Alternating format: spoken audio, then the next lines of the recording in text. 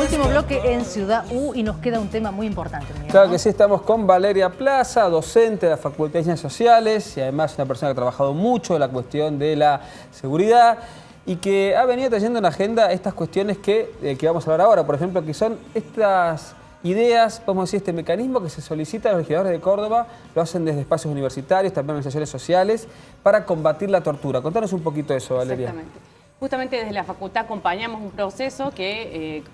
tenía que ver con acompañar un proceso de las mismas organizaciones sociales que vienen trabajando en torno a la problemática de denuncia de lo que pasa tanto en contexto de encierro como lo que nosotros le llamamos hostigamiento policial, digamos, con enfrentamientos, violaciones de derechos por parte de la policía. Y una de las acciones para cerrar el año era, bueno, que pudiéramos ponernos de acuerdo, podemos firmar más de 60 organizaciones un pedido a la legislatura, sabiendo que esto en realidad por ahí va a ser efectivo o vamos a poder discutirlo con los actores institucionales correspondientes recién el año que viene, cuando tengamos las autoridades legislativas correspondientes, el nuevo ministro de Justicia haya asumido, etcétera. Pero sí queríamos, ¿cuál era el objetivo de por qué lo hacíamos ahora, en este mes, de nosotros llamamos un mes de activismo por los derechos humanos de la Facultad de Ciencias Sociales? Es que no pase el 2019 o no cerremos el balance del 2019 sin pensar también las vulneraciones en esta área, que quizás en el año arrancaron un poco más visibles con las muertes en Bower, 4 muertes seguidas en la cárcel de mujeres,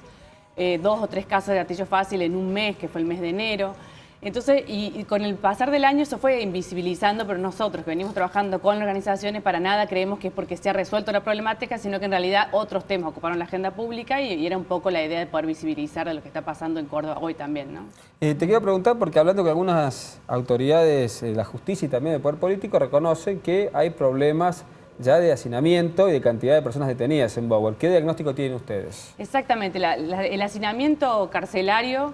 es responsabilidad de varios actores institucionales, digamos, no solamente del Poder Ejecutivo, sino también del Legislativo Nacional, donde al haberse modificado leyes nacionales que tienden a restringir lo que son llamados beneficios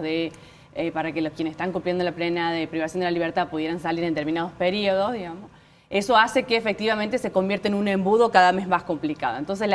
que las cárceles estén superpobladas, digamos, hay varias responsabilidades, pero sin embargo, tal cual como vos lo decís, el ministro actual, el ministro Farfán,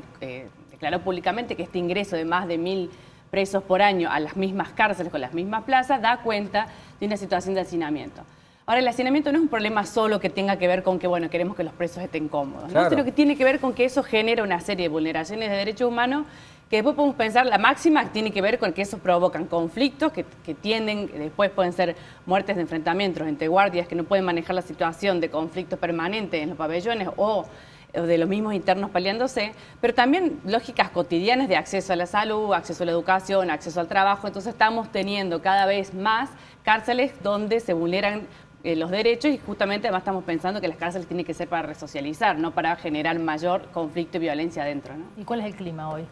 Generalmente este hacinamiento está dando lugar a esto que decíamos, un clima de mucha violencia contenida, digamos, no es que estamos teniendo muertes todos los días, pero sí hay un clima de conflictividad permanente, que esto tiende a agravarse en el momento de las fiestas, en los momentos donde sabemos que hay que como un espacio de una bomba a punto de estallar, ¿no? Entonces me parece que nosotros cuando pedimos esta ley provincial, que es crear un mecanismo de prevención de la tortura,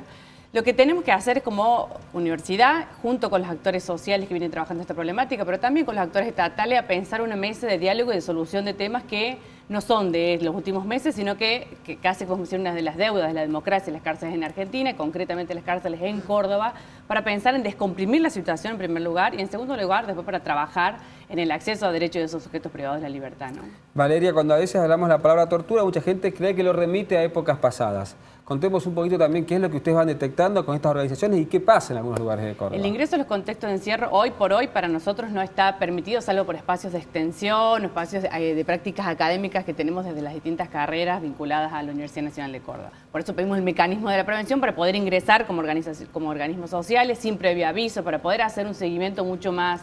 de control, como sí lo hizo el Mecanismo Nacional de Prevención de la Tortura. Pero sí podemos decirlo que los familiares también cuentan y denuncian, ¿no? Todavía siguen existiendo las camas de sujeción, que son para tranquilizar supuestamente en algunos episodios los internos, sobre todo las internas. Existe el espacio que se llama celdas de aislamiento, o sea, aislar al sujeto cuando uno dice si queremos resocializar, aislarlo por 24, 48 horas en un espacio sin poder salir ni al patio ni hacer las necesidades en los baños correspondientes. Eso va generando lo que nosotros decimos prácticas de tortura por ahí más graves. Pero sin embargo, lo que dice la Convención Internacional, y que es lo que nos da lugar a todo este marco normativo nacional y que exigimos un marco provincial, es que tortura es un sentido amplio también. La tortura puede ser psicológica, la tortura es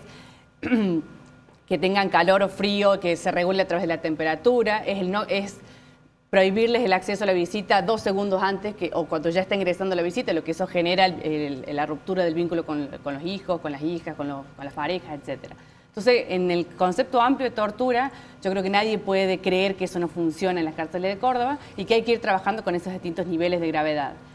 Y una cosa más que me parece interesante también para pensar que el mecanismo preventivo de la tortura también habla, no es solo amplio en el sentido de concepto de tortura, sino de qué lugares vamos a mirar. Lo que estamos mirando como contexto de encierro no son solo los establecimientos penitenciarios, que acá tenemos más cerca y conocido Bower, pero hay muchos más en la provincia, sino también en un sentido amplio podemos entender el complejo Esperanza con las vulneraciones de derechos que ahí se producen, que también han sido noticias en los últimos años, podemos decir, y también los establecimientos psiquiátricos donde están privados de la libertad, digamos, por razones prescriptas médicas, pero también hay una idea de control sobre las vulneraciones de esos derechos donde también lamentablemente se producen prácticas de tortura. Y por último, se entiende por posibilidad de tortura, posibilidad de privación de la libertad en un sentido amplio, aquellas prácticas policiales donde el personal policial de alguna manera restringe la libertad de ese sujeto, ¿no? Podemos pensar o en la detención contravencional, que hoy en día son mucho menores de las que hemos tenido cifra en otros años, pero sí detención en el patrullero, detenerlos un